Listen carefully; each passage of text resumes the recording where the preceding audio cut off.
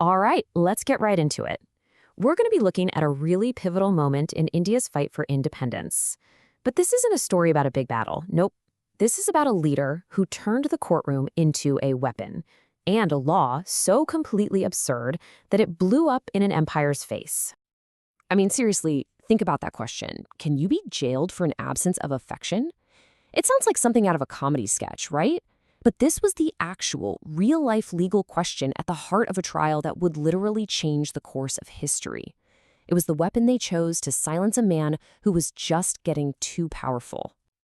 So who was this man? His name was Bal Gangadhar Tilak, and his big idea was, for the time, totally radical. He looked at the independence movement and said, you know what? This can't be won in fancy drawing rooms by the elite. We have to take this fight to the people.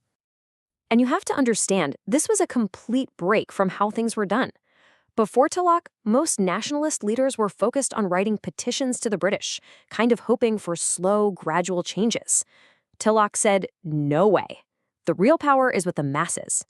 He famously wrote that the peasants is the soul of India, and that without them, the whole movement was basically pointless. So how did he do it? Well, his strategy was just brilliant. He didn't try to invent new gatherings. Instead, he took religious festivals that people already loved, like the Ganapati festival, and just supercharged them with nationalist songs, plays, and speeches. He got people to boycott foreign goods to hit the British where it hurts, their wallets.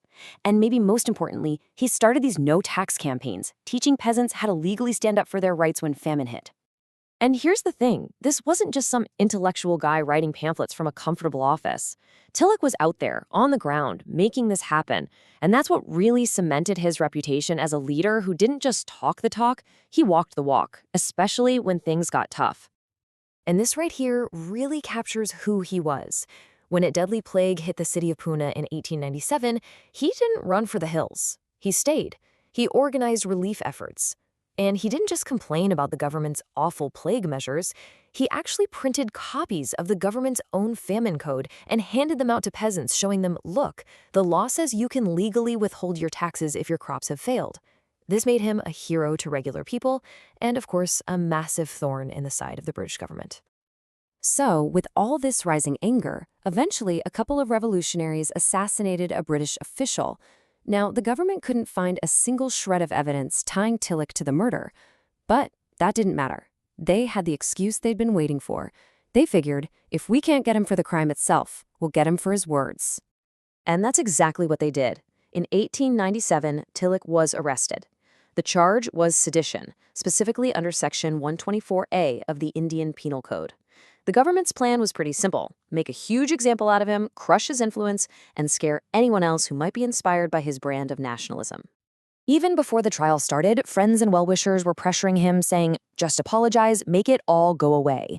But Tilak's response here says everything about him.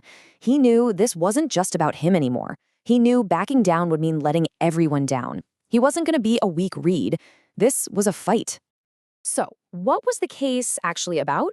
Well, the prosecution took his newspaper articles where he was talking about the historical Maratha hero Shivaji, and they completely twisted them.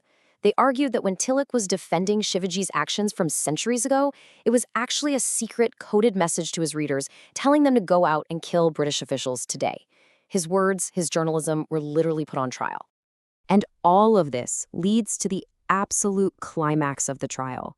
This is where the whole thing goes from being a political prosecution to something that's, well, just legally bizarre. And it all came down to how the judge explained the law to the jury. Just wow. Read that again. The law was about spreading disaffection. And Judge Strici defined disaffection as simply the absence of affection. Let that sink in. Not hatred, not promoting violence, not calling for rebellion. Just a lack of positive, warm, fuzzy feelings. Under this insane definition, any criticism, any demand for basic rights, anything short of outright love for the colonial government was now a crime. So with that definition ringing in their ears, the jury came back. The verdict? Guilty. The vote was 6-3. But here's the detail that tells the whole story.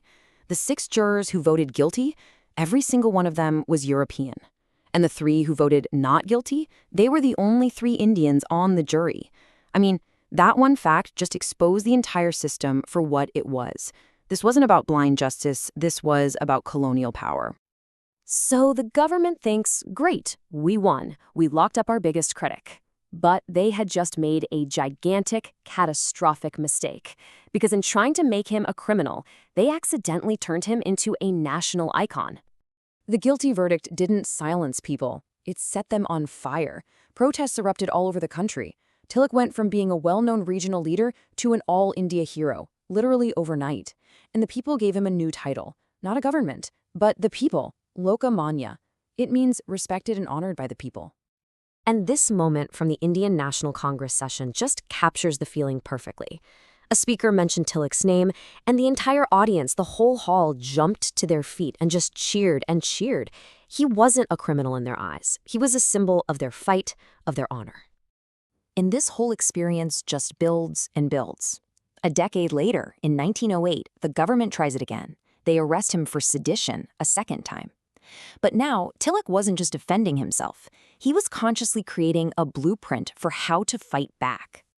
Just listen to these words he spoke after he was found guilty this second time. This is such a powerful shift in thinking. He's not just arguing about the law anymore. He is fully embracing his jail sentence as a political weapon. He's saying, my suffering will do more for India's freedom than my freedom ever could. He turned personal sacrifice into a national strategy. Now this is amazing. This slide shows you the direct line of inheritance. Look at the parallels between Tilak's 1908 trial and Mahatma Gandhi's famous trial in 1922. It's almost a carbon copy. Same charge, sedition. Same reason, newspaper articles. Even the same sentence, 6 years in prison. Tilak literally paved the road that Gandhi would walk. The only real difference? Tilak pleaded not guilty. Gandhi, building on that legacy, just stood up and proudly pleaded guilty. And Gandhi himself made the connection explicit. When the judge gave him the exact same 6-year sentence that Tilak had received, Gandhi didn't treat it like a punishment. He called it the proudest privilege and honor. The student was consciously, proudly following the master's blueprint. So in the end, that's the real takeaway. Bal Gangadhar Tilak pioneered a whole new kind of political struggle. He took the British courtroom, their symbol of power, and he turned it into a national stage for defiance. His suffering became a rallying cry, and his trials became a masterclass that would inspire an entire generation of freedom fighters, including Gandhi himself. And that leaves us with this final, big question to chew on. By making something as simple as an absence of affection a crime, the British government basically forced Indian nationalists to completely rethink their relationship with the law. And it forces us to ask, even today, when the state decides that dissent is a crime, what does it truly mean to be a patriot?